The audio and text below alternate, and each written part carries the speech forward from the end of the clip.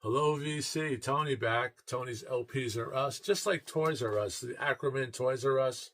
This is LPs are us. So thanks for stopping in. I really appreciate it, and I really hope everyone's doing great. It's the weekend. The weekend is here, and I got this delivered the other day. As you know, I did a unboxing. Whether it was a good unboxing or not, it was just a simple unboxing. But I'm going to talk about this record today. I didn't get 1, 2, and 3 because I have 1, 2, and 3, which is here. 1, 2, and 3. And as you know from watching my channel, myself and other VC channels were proponents of trying to get across to Apple, why are you selling this 1, 2, and 3 as a complete box set? And 4. So to get 4, in other words, to get 4, you needed to buy 1, 2, and 3. So we were ranting, and a lot of these Beatle channels did a great job. I talked about it. And to Apple's credit, to the Apple people's credit, they relented, they pivoted, and they said, yeah, we'll sell this as a single entity, which was great. And as soon as that happened, I went and ordered it. I didn't need to buy a 1, 2, and 3 again, and neither did you out there who have it. I also have the CDs on this for the car, which I bought.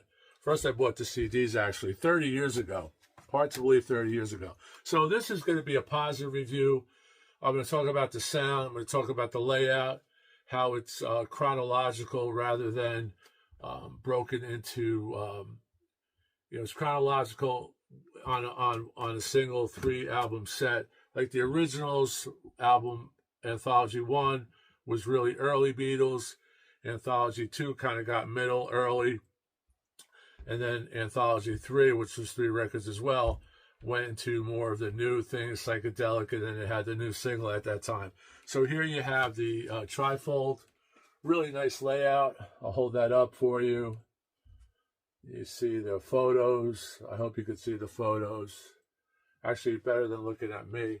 And then you have more liner notes. And the liner notes are not in a separate book, like in the box sets, which is and not in separate inner sleeves. These are inner sleeves are just poly-lined inner sleeves, which is nice that they're poly-lined because a lot of the new albums that I bought recently, like the Stones, those sleeves aren't poly-lined, and you have to be really careful when you take them out because you'll scuff your records, and that's the records are all the same. Really quiet sound on the vinyl records. All the vinyl records are like this.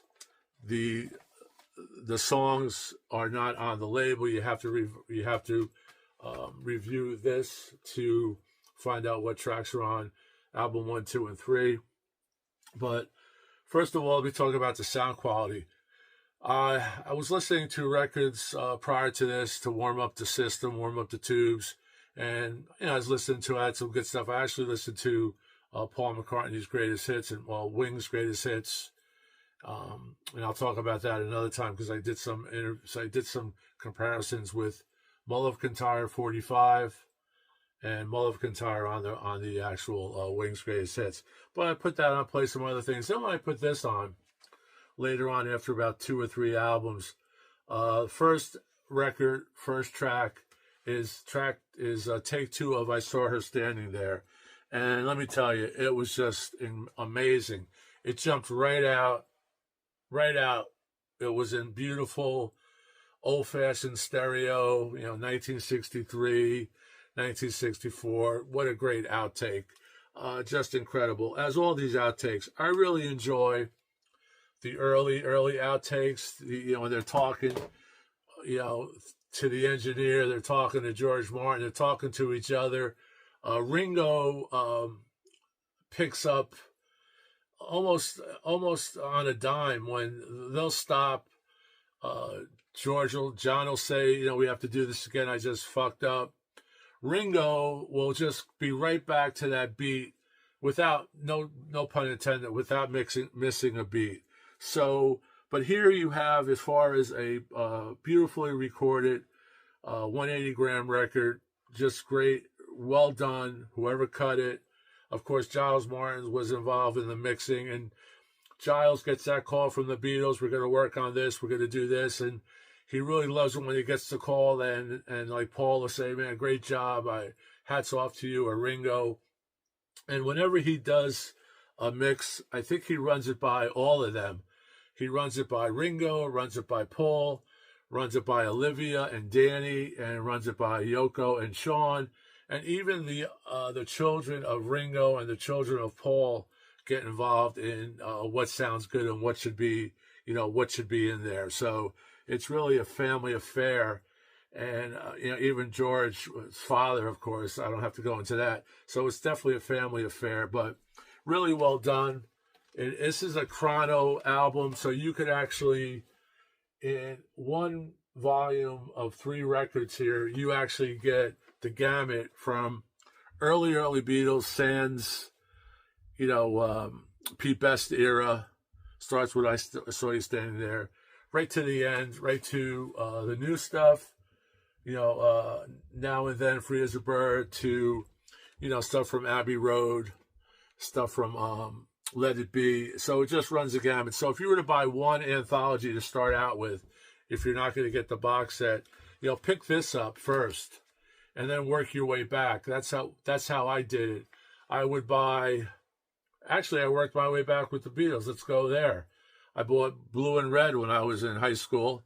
And from there, I went back to Hamburg. And then if I was listening to the Stones playing the blues, or Butterfield Blues Band, I would work my way back to Muddy Waters, Howlin' Wolf, back to Robert Johnson, before Robert Johnson. So that's how you could do that. So this would be a good intro because it runs the gamut here from early to later.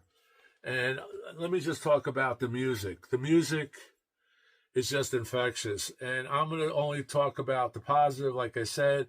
I'm not going to talk about, again, I know I'm bringing it up, but what was left off, what tracks didn't they do, why are there more instrumentals, why isn't there more George Harrison on here, why isn't there more Ringo on here? Well, there's a few Ringos, and Ringo actually does a great take I never heard with Matchbox, and apparently Carl Perkins may have been in the studio when they recorded that. They kind of hint at that in these liner notes. I didn't delve into it too deeply, but the only criticism I would have is that I'm sure there are not times there are not time tracks on here, so you don't know if a track is 3 minutes long or 4 minutes long, and I just like to know that stuff. But all in all, great recording. Giles has done a fantastic job with his assistants. He always gives credit to his assistants. But you have so many great tracks on here. And, some of them may be repetitive, but even if they're repetitive, you're getting them in this great volume. It's going to complete your anthology series. This is the last one, volume 4. The film's coming out in a few days, I believe, on Disney or Hulu.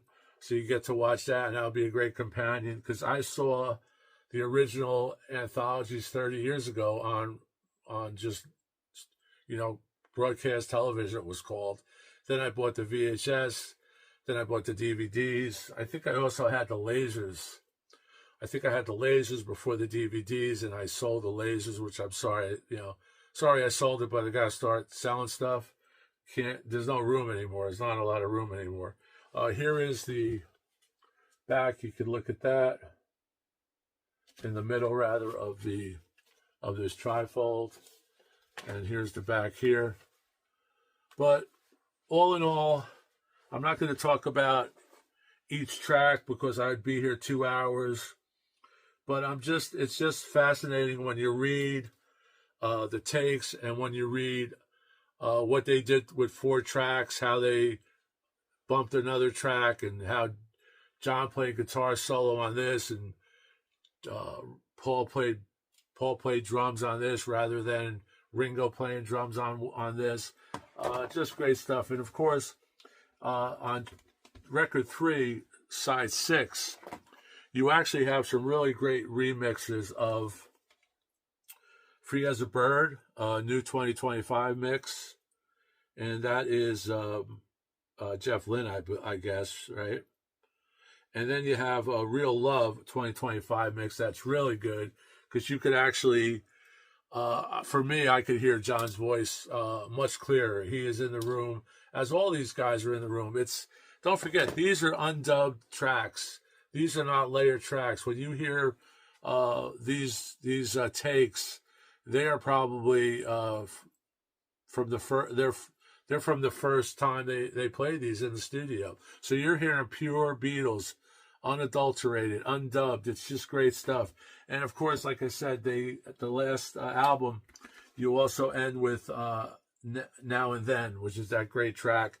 And my wife was commenting, it sounds like a ELO song. Well, you got Jeff Lynne putting his little stamp on it as well. So overall, I would say if you're going to get a anthology to start out with, get this one, because this has the Beatles progression from, basically it's hard to believe they went from I Want to Hold Your Hand to Helter Skelter in 5 years, 6 years, whatever the years are. So just amazing here. And also you have an outtake of Helter Skelter, which is a standout.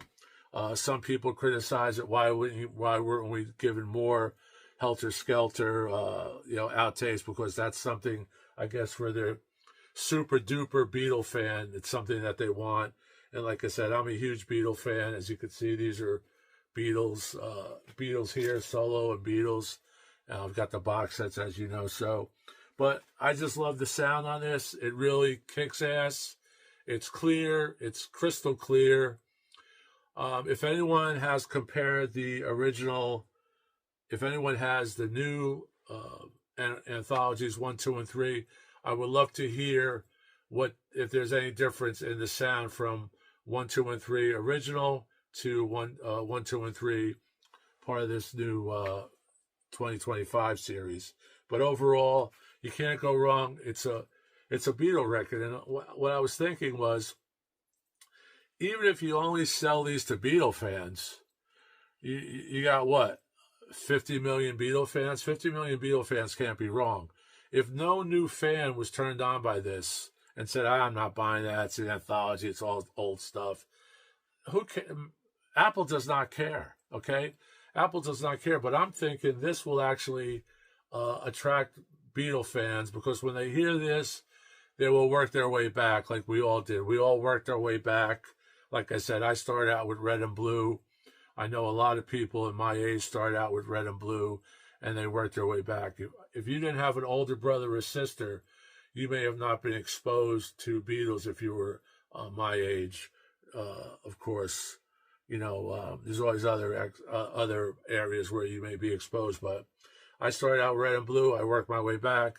Like I said, if you get this is your only Beatle record, get this, fall in love, work your way back. You can't go wrong. Dead quiet, vinyl is perfect.